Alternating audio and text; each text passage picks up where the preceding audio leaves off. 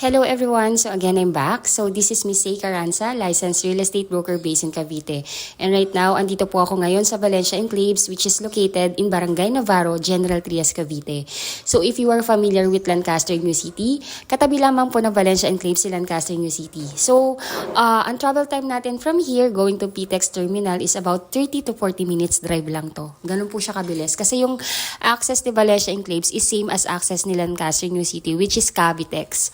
Ayun po, so I'm just going to make a short vlog regarding po dito sa mga regarding dito sa open na unit namin dito sa Valencia Enclaves na si Twin Homes. Kasi ayun po, there are a lot of clients po namin ngayon na naghahanap ng ready for occupancy dito sa Valencia. However, yun nga po, for the past few months, actually wala na pong nare-reopen. And as you can see po, community na po kasi itong Valencia. So, may ilan-ilan na nare-reopen. Pero yun nga po, paisa-isa lang at first come, first reserve po dito.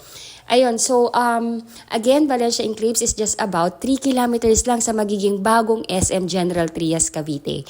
So si SM General Trias, yan po yung magiging pinakamalaking SM sa buong Calabarzon. So what does it mean? Ibig sabihin po nun, mas magiging mataas ang appraisal ng property dito and location-wise, dito po ilalagay lahat ng mga infrastructure like Cavitex, Calax, Civitex, andito po around the corner lang ng General Trias. Kaya napakarami po naming kliyente na gustong-gusto talagang kumuha ng property dito sa General Trias. However, yun nga po, ilan subdivision na lamang po yung nag-o-offer ng mga affordable na housing dito. Right now po, ang Twin Homes namin dito is only 3.6 million. Kung ang 3.6 million sa ibang developer or ibang subdivision is just a bare townhouse, dito po, ang 3.6 million mo, complete finish, merong malaking lote. 55 square meter ang floor area and 80 square meter ang lot area. May 2-car garage. Pag tinurn over po sa inyo to, naka-tiles na yung ground floor. Then yung second floor, naka-wood tiles na po yan.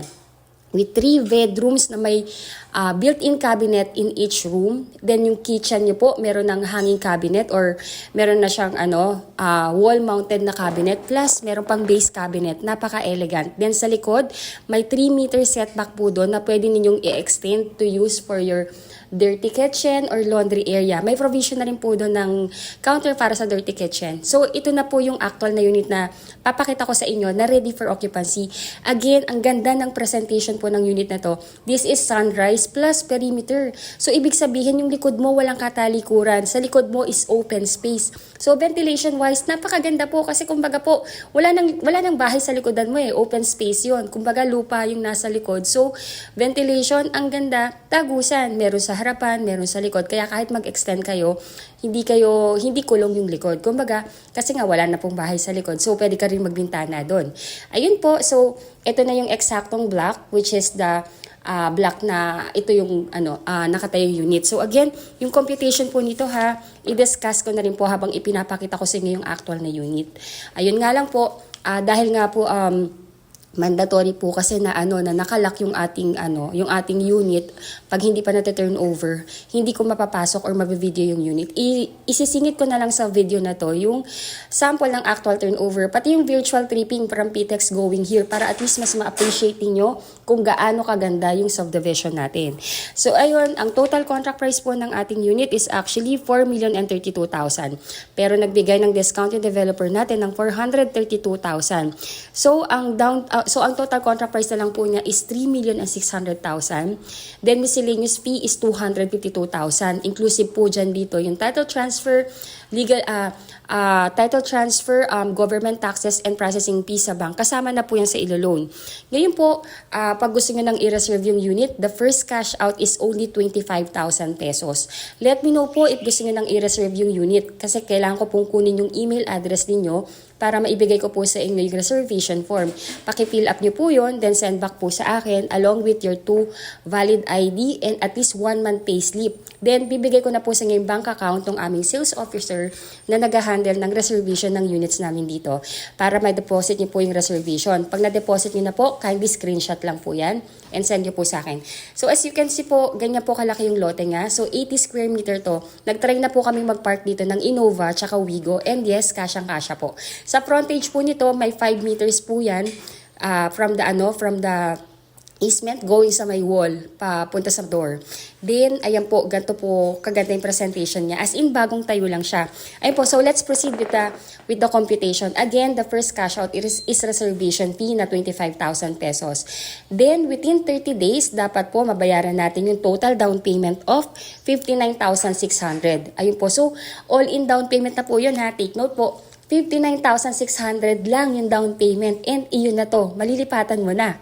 Ayun po, so after ninyong mabayaran yung down payment, stop payment po muna kayo and iintayin na lamang po yung approval ng bank financing. Usually, lumalabas yung approval within the period of 2 to 3 months.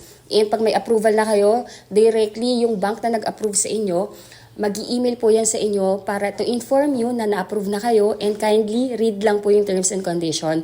Then kung okay na po sa inyo, replyan nyo lang si bank na ina-agree nyo na yung contract and i-schedule na kayo ni bank for the loan contract signing. Kung OFW kayo at wala sa Pilipinas, magtalaga lang kayo ng representative na siyang pipirma in behalf ninyo.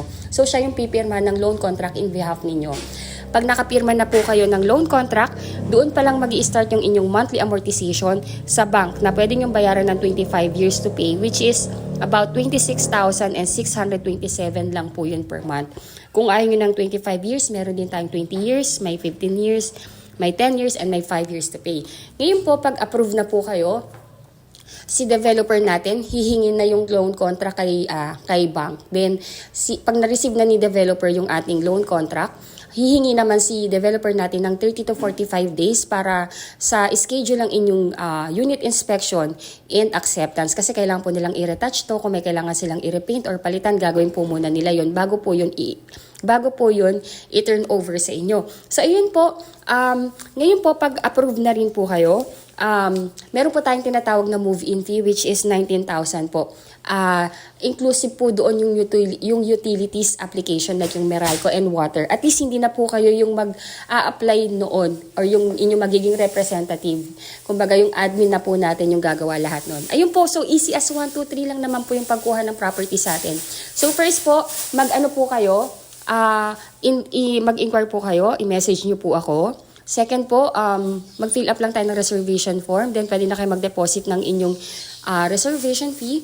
Then, complete the requirements. Yung requirements po, ilalagay ko dito sa text description para po mabasa po ninyo. Basta sa OFW po, ang pinakakailangan lang, magtalaga lang kayo ng representative na siyang kakatawan sa inyo sa tripping at pipirma ng mga documents in behalf ninyo. Then, kailangan lang namin yung inyong job contract, latest 3 months payslip.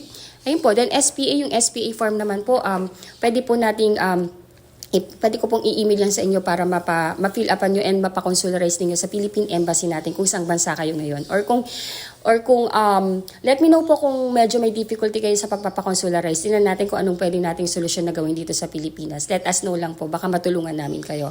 Ayun po, again, I'm Miss Say Carranza, licensed real estate broker based in Cavite. And I have my best agent na sumasagot din po ng inyong inquiry.